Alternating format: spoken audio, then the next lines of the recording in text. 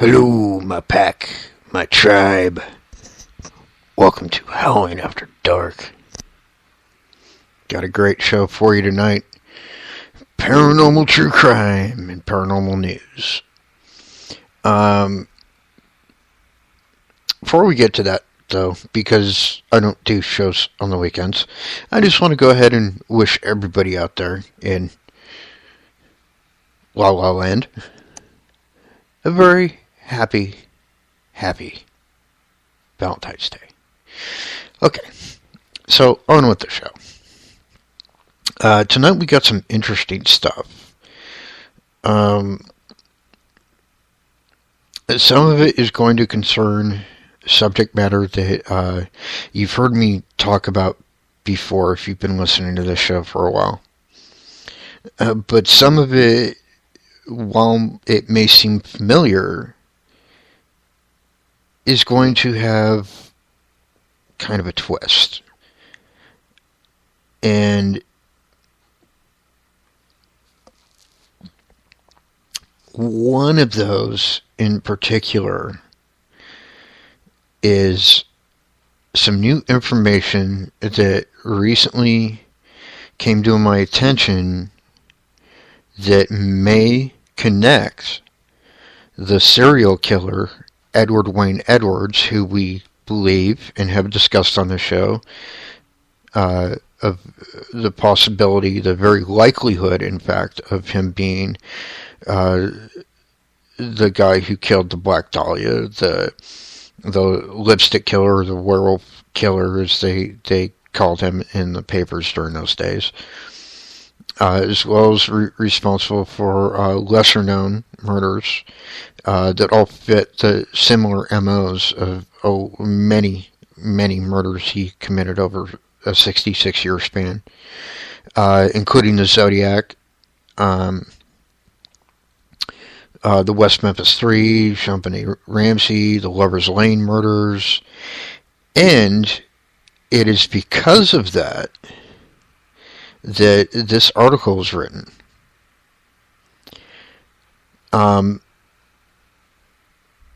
This new, well, it's not new, I guess. The article was actually posted like back in 2012, but I didn't know about it, so it's news to me, and I'm assuming it's maybe news to you too. We've all heard the story, the Hookman, an urban legend and Halloween classic. But is there any truth behind it? Here's the basic rendition. On a summer night, a boy and a girl drive out to a spot in the woods. Parked in the darkness, they heard on the radio that a man escaped from a state hospital, several miles from the local high school, and was terrorizing and killing innocent people. He was described to have lost his hand, and years ago it had been replaced by a large metal hook.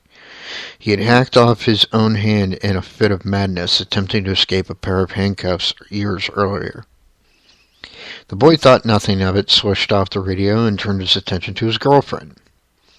Suddenly, noises were uttered nearby through the darkness. The girl pulled away, frightened. "I'm scared. You knew about what they said on the radio. Maybe we should go home." To which the boy replied, "What, do you want your parents to find out we didn't go to the movies? Calm down." As they picked up where they left off, they didn't hear anything for a while until there was a loud screech on the door, coming from the girl's side of the car.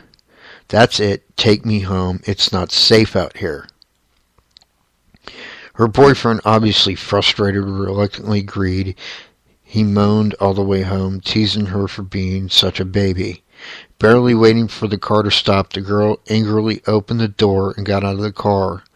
As they pulled up to her driveway, slamming the car door ready to go inside, she froze, staring at the car. She started to scream.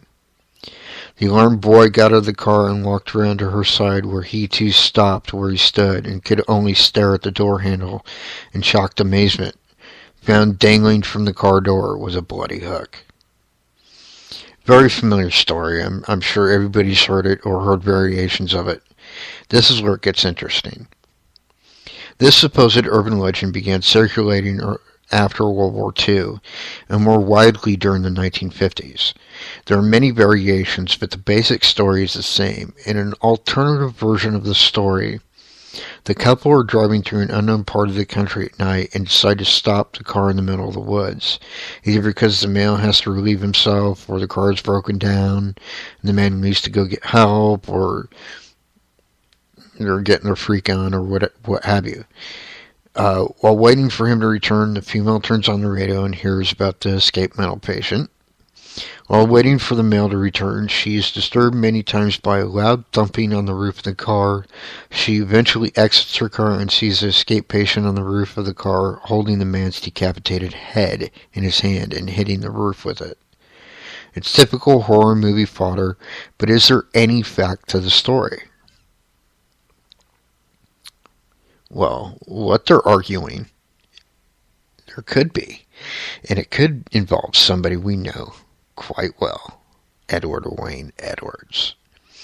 In Seymour, Connecticut, there is the Great Hill Cemetery, which has been in use since the early 1800s, and as legend would have it, the preferred hunting grounds of the Hookman. In the 1940s, a story began to circulate about a caretaker with a hooked man that once lived on the property. The caretaker murdered a young man who had been snooping around the grounds after dark. After dispatching the intruder, the caretaker hung him from one of the trees on the property. Another version of the tale claims that a man by the name of Hookman was wrongfully accused of a murder and since haunts the same cemetery. Old maps of the property do indicate that at one time the grounds housed a caretaker cabin.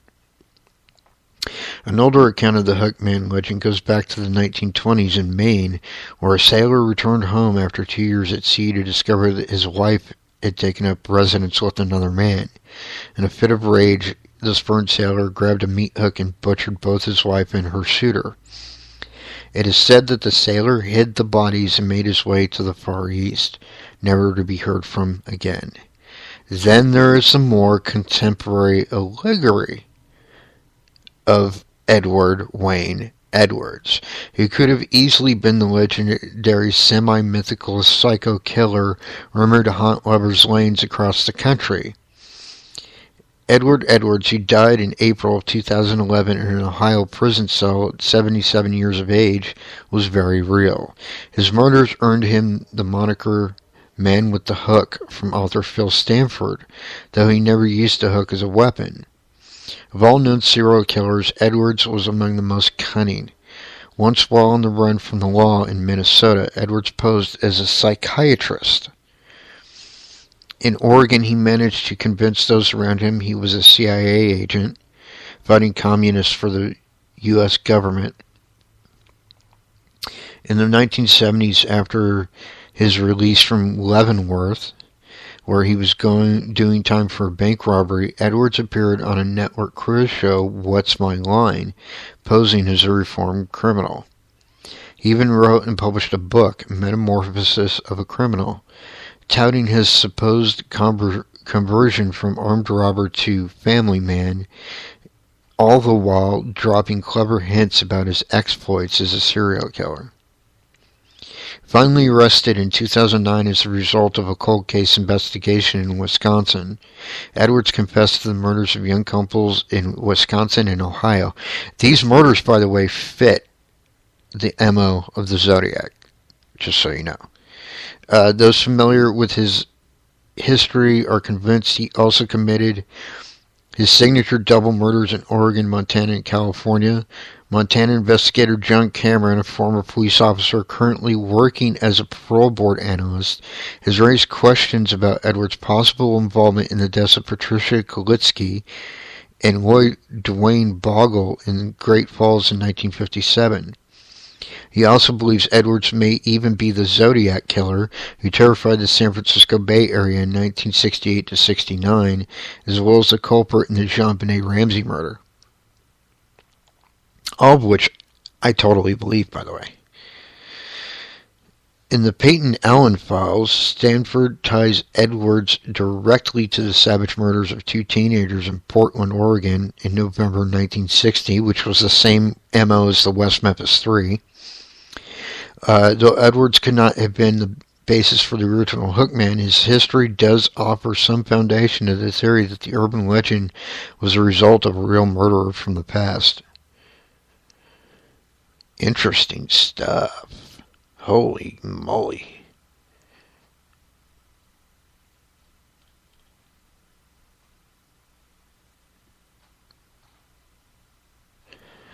Okay, moving on.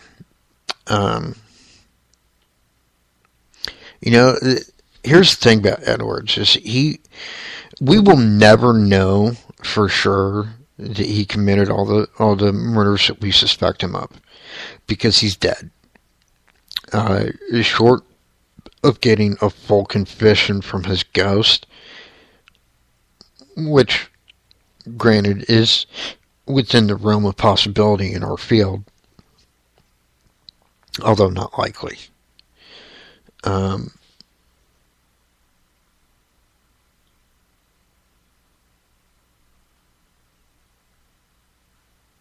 Now, this next story,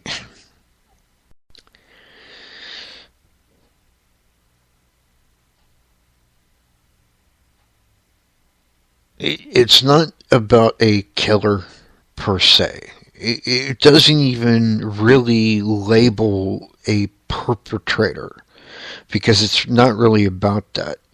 All this article is doing is raising a question. And I think it's a very valid question. I think it's something that is very valuable for people to consider. The name of the article is Property Crimes. Recently, a pair of restaurant owners seeking a larger space for their business reneged on a contract to rent some property in Orlando, Florida, at Church Street Station because they claimed the building is haunted. It posed a real problem for the landowners, strange as it sounded, and ended up in the news. It's a fact that several states have laws that allow potential buyers to back out for such reasons. Sellers or renters have a duty to disclose physical defects, but there's also such a thing as an emotional defect, which may label a place a stigmatized property. In other words, if the property has been impacted by a traumatic event such as a murder or suicide, even if the event caused no physical destruction, it might have other negative repercussions. In Reed v. King, a California court allowed a purchaser to rescind a contract on a home when she discovered that a woman and her 4 children were murdered there. A few years later, in 1991, a New York appellate court allowed a buyer to do the same when he learned that the house was reputed to be possessed by poltergeists. Which, if you know me, you know what I'm about to say. Bullshit. Because whoever is laying that claim doesn't understand what a poltergeist actually is. And I'll get into that another night.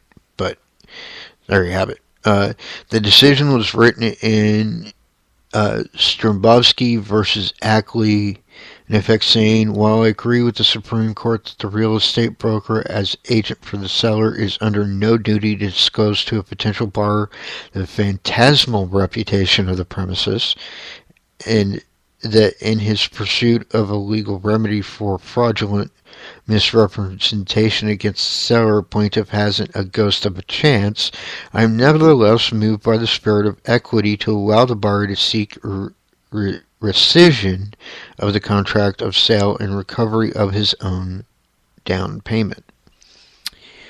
The potential Florida location in question is at Church Street Station. According to the New York Times, the area was originally a train depot that had become derelict and was taken over, renovated, and transformed into a premier shopping and entertainment complex. Allegedly, the ghosts of murdered children haunt the place. As the legend states, they were born to prostitutes over a century ago and were killed on the property. Still, what tourists may believe and what's practical for landowners are quite different issues. The building's landlord filed a lawsuit against Christopher and Yoko Chung, the parties who reneged on the contract after extensive renovations had been done. The landlord even offered to have an exorcism performed, but apparently that was not enough. The Chung's attorney claimed that they'd said they'd heard construction workers performing renovations report that they'd seen the ghost. It was their contention that the landlord had not disclosed this, and the Chungs had religious beliefs that forbid them from having any association with spirits of the dead, which is true. Certain Buddhist sects don't allow it. I don't agree with that, but, I'm not going to knock their religious beliefs for it. Whatever. Besides the sightings of apparitions and that people have reportedly heard a piano playing, a ghost tour actually starts at that location to tell stories about the hauntings. As Leslie Rule says in Ghosts Among Us, murder seems to be the ultimate ghost maker. Let's have a look at some tales from around the country about both victims and murderers who seem to still be hanging around.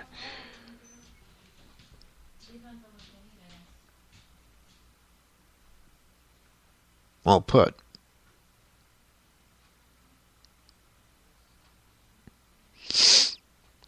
But it does raise the question, like how responsible should both parties really be? I mean, because you gotta think about it like this. There are closed-minded people out there. There are very skeptical people out there that may or may not believe. So, just looking at it from their standpoint, why would they need to report to you, the potential buyer, something that they don't even really believe in themselves? Because it's not like, oh, well, so-and-so was killed here. That's something physical that may, leave remnants. They have to disclose that part of it at least, because that way, if a couple years down the road, you have to put in new carpet and you discover bloodstains on the floor, you know what's up.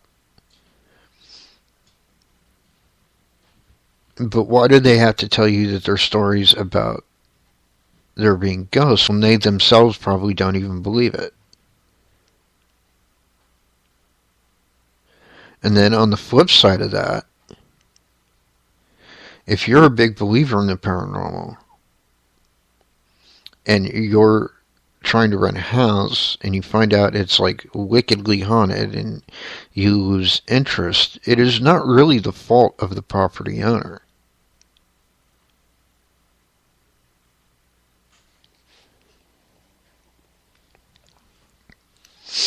I guess what I'm saying is I think a lot of these lawsuits are absolutely frivolous on both sides of the table. And I think the only way that we can avoid shit like that is for people to do their due diligence and research a place before they actually buy it.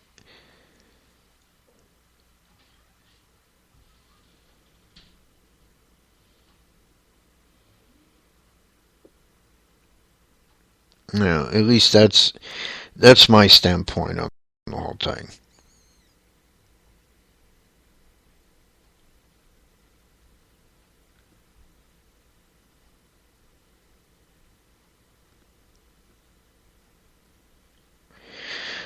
Okay, well, the next place or the next story that we're going to talk about is about a place, and it's about a place that I'm pretty sure everybody's heard of, but it is about a individual that not a lot of people know. Um, the ghost hunting cell block 12. There have been many other alleged manifestations in Eastern State Penitentiary. In 1966, death row was added, bringing in some rather violent inmates. In other areas, some of the inmates went insane, and many died from abuse, old age, illness, and inmate violence. The place now sits abandoned and crumbling, a National Historic Landmark, open for tours, art exhibits, and an annual Halloween extravaganza. Many staff members have reported eerie sensations, footsteps in cells of corridors, and glimpses of fleeting things in the shapes of humans. A phantom figure is often spotted in the medieval guard tower as well. So TAPS, ghost hunters, went there to set up high-tech equipment, which you probably saw the episode.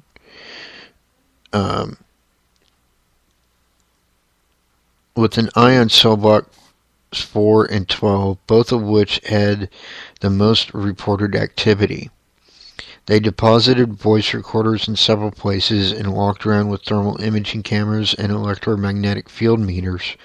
Both devices reveal the presence of energy that's different in quality from the normal reading of a room. At one point, 2 members thought they saw a black shadow, so they turned and ran, but they were quickly chastised. Still, when all the recorded data were reviewed, the TAPS team did get something in cell block 12 that intrigued them. That's where several people had reported seeing a dark entity, either standing or darting around, and on the recording at the far edge of where the camera was focused, it looked as if someone wearing a dark cloak and long light-colored trousers had stepped into the area, then quickly pivoted and vanished into the darkness. Above the leg and cloak bottom, the shape was human-like and darker than the surrounding air. Jason ran the image several times but could not determine what it was. He sent it to a professional lab, but that failed to offer a clear picture. The entire team returned to the former prison and had one of the members don a coat and walk around in the corridor to try to recreate the image.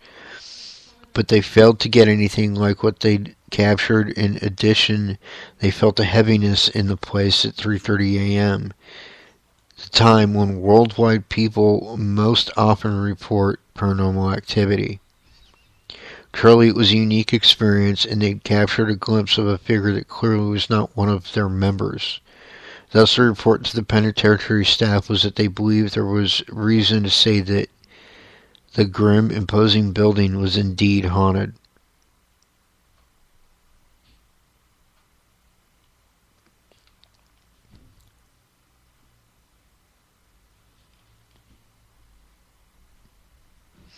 Interesting.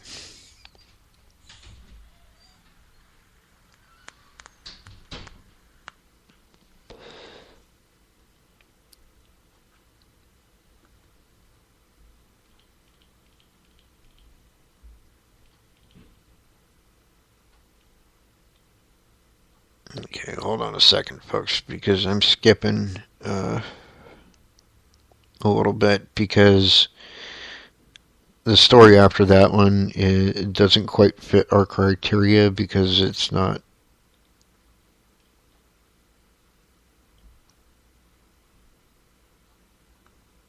it's not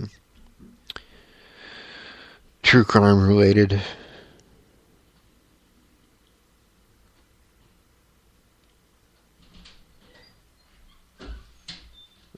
But it's it's about the Winchester Mansion, which is an awesome place for sure, but just doesn't quite fit with what we're talking about tonight. So,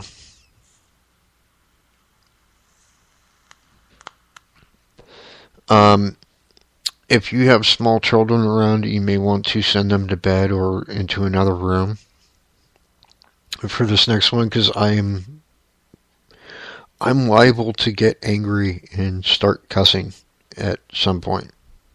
I just want to give you fair warning because of where this place is, and knowing what has since happened there. And you can tell from this that it's actually an older article, but here we go. New Orleans is known for its ghost stories, and in the midst of the French Quarter is a Creole-style mansion on Royal and Governor Nichols Streets that draws a lot of attention. It was once the home of Dr. Lalaurie and his wife Delphine. Catherine Smith, a New Orleans historian and tour guide for haunted history tours, documents the tale in Journey into Darkness, Ghosts and Vampires of New Orleans. Delphine was a reputedly beautiful woman with long black hair, and she and her husband were renowned for their extravagant parties.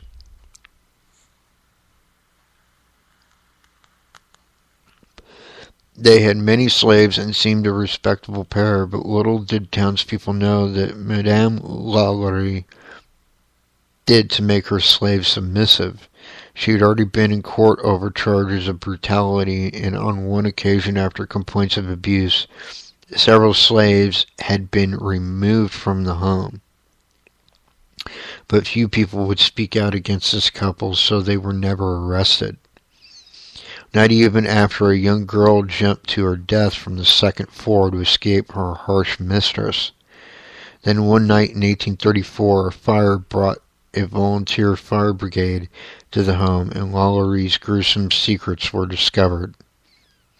As they put out the flames, they could smell the stench of death, so they broke into a locked attic room to find a truly disgusting scene. According to several accounts, dead slaves were chained to the walls, but some were still alive and housed in cages, starved or maimed by medical experiments.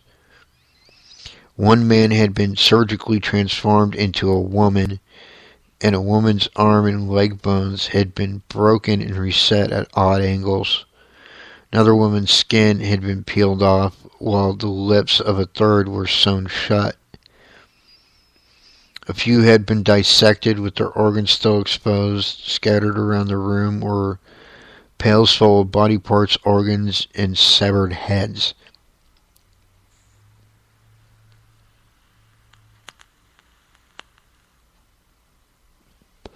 A lynch mob was formed, but the Lalauries had escaped and were never heard from again. Renovation years later uncovered the skeletons of slaves apparently buried alive, but no one knows how many unfortunate victims these two brutes actually had. Smith indicates that this building soon became known as a haunted house, and people avoided it. Although it was beautiful residence in a desirable location, it was vacant for over 40 years. Then several successive owners reported such problems that it again sat vacant for a time. Stories include sightings of a large male in chains, a woman who shouts in French and carries a whip, pictures inside thrown up from the walls, cameras not working, and furniture that moved around is on its own. The current owner is aware of the tourists who come to see it, but requests privacy. Among American cities, New Orleans may hold the record for hauntings, but others vie with it for that distinction. Savannah, Georgia, is one of them.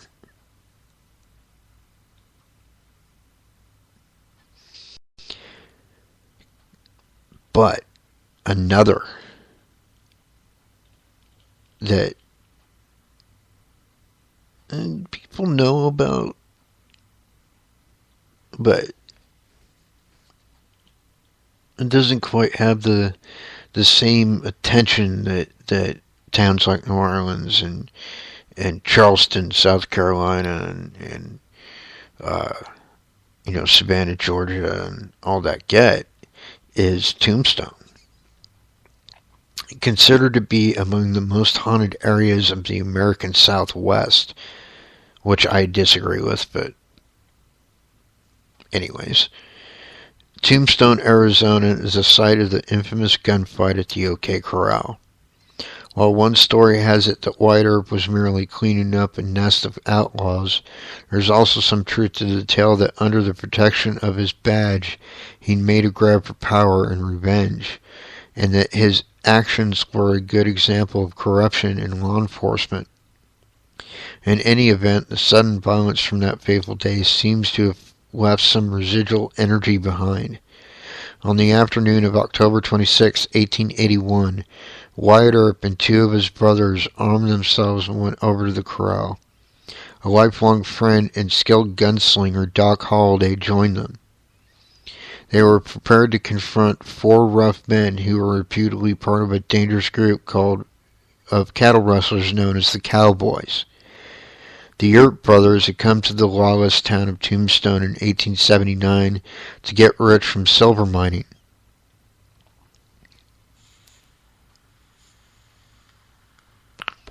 Virgil Earp became a deputy marshal and then served locally as the town marshal while Morgan Earp assisted him.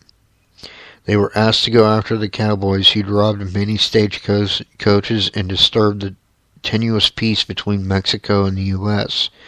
by going over the border at night to rustle cattle and kill Mexicans.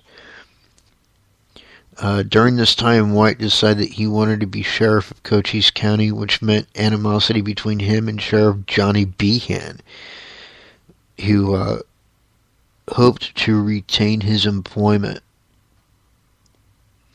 And Wyatt not only went after the Behan job, but also his wife, Josephine, and a feud soon developed between the Earp brothers and the sheriff who had befriended the Clinton clan, believed to be part of the Cowboys.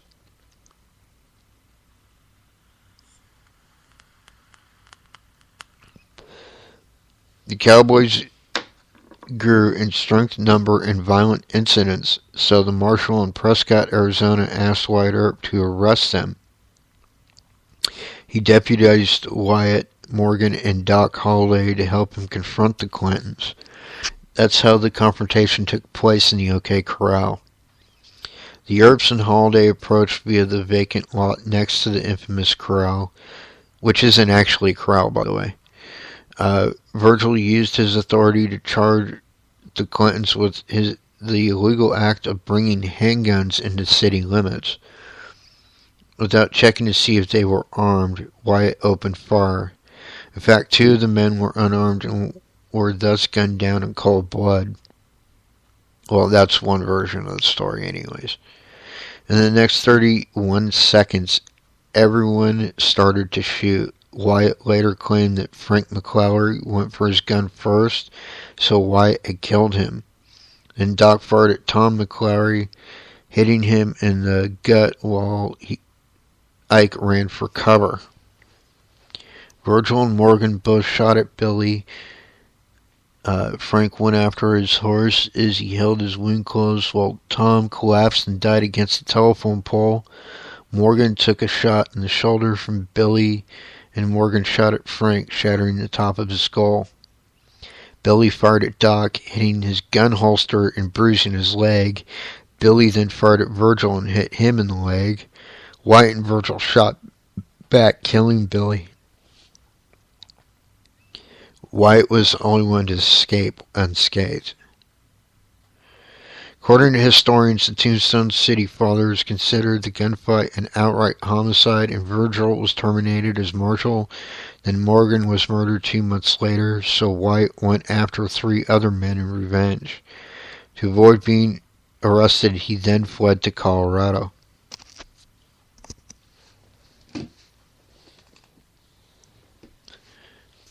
Let's see. But something remained behind from that day. It's said that several people have seen the figure of someone who resembled Billy Clampett walk across the corral, a troubled soul, both victim and perpetrator. Others have seen spirits that they associated with the Earp brothers, although none of them died there. Also in Tombstone is the Birdcage Theater, a bullet-ridden Old West saloon that has stood in place since 1881. According to the History Channel's Haunted Tombstone, a jealous woman murdered another who was flirting with her man by using a stiletto to cut out the offending woman's heart.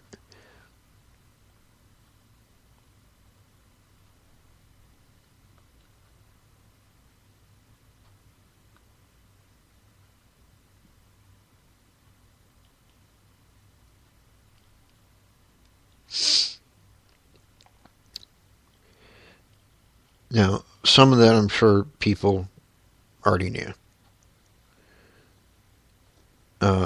Some of you, I'm sure that's kind of news to. But I'm fairly certain you've never heard of this next one. As the year 1950 drew to a close, ex-convict William Cockeyed Cook, in his black leather jacket and hard-luck tattoos, went on a murder spree. Once abandoned by his father, who and made them drive him from one state to the next. Back in Missouri, when a police officer drove by, he panicked and shot the three children, the parents, and their dog. Then he drove around with their corpses for a while before depositing them in an abandoned mine shaft. Then he forced a salesman to drive him to California, where he killed the man.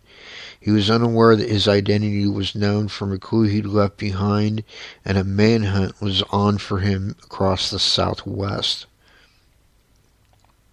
He kidnapped several other people and took 2 men hostage in Mexico, but the authorities recognized and grabbed him before he could harm his intended prey.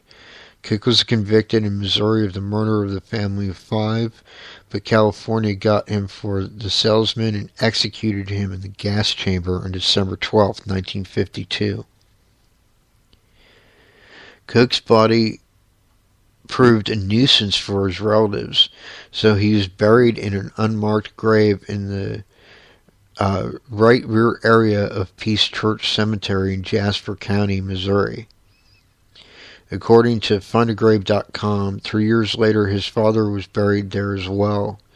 Since it's now a run-down place, unkempt and rather deteriorated with only 29 plots, it naturally has the reputation of being haunted.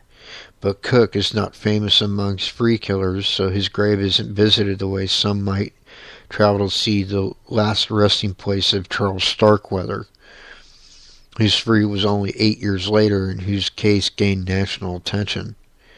Supposedly, a ghostly figure has been spotted over Cook's grave, along with moving lights and strange noises. Some people have approached the figure only to see it vanish right in front of them. One story has it that Cook buried outside the boundaries of the sacred ground in order not to disturb the spirits of the others. Perennially an outsider, his spirit may be seeking a way in. It's interesting that many of the ghosts are associated as much with offenders as victims. Thus, our ghost stories appear to feature unique souls among victims seeking peace or resolution, but also damned souls who might never find rest. Among these is a woman who is legally acquitted, but lives on in the minds of many as murderers who do not receive her due. Gee, I wonder who that could be. Lizzie Borden? Just a guess. Of course, it's Lizzie Borden. Alright, so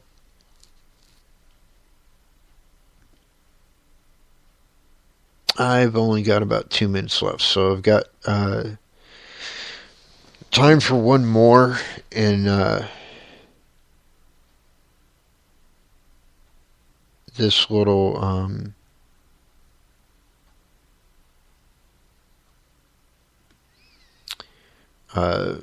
part 1, I guess you can say. But don't go anywhere because I will be back shortly.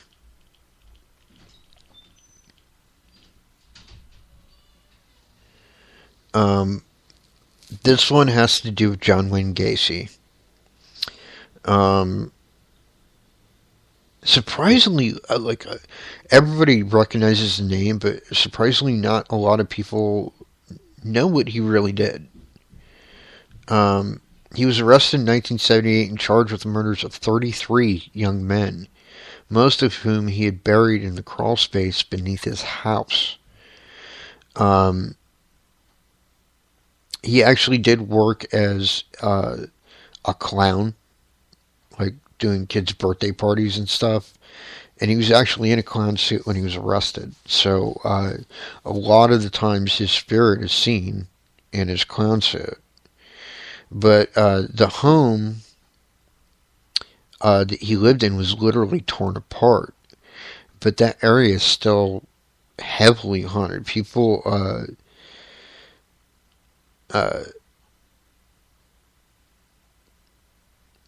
reported all sorts of phenomenon there, but probably the most telling thing is that even though the house is torn down, grass absolutely refuses to grow there. In fact, the grass that died out shortly after he arrested never grew back. Paranormal? Who knows? But definitely interesting. Alright, folks, don't go anywhere. I will be right back with part 2 of tonight's program. See you soon.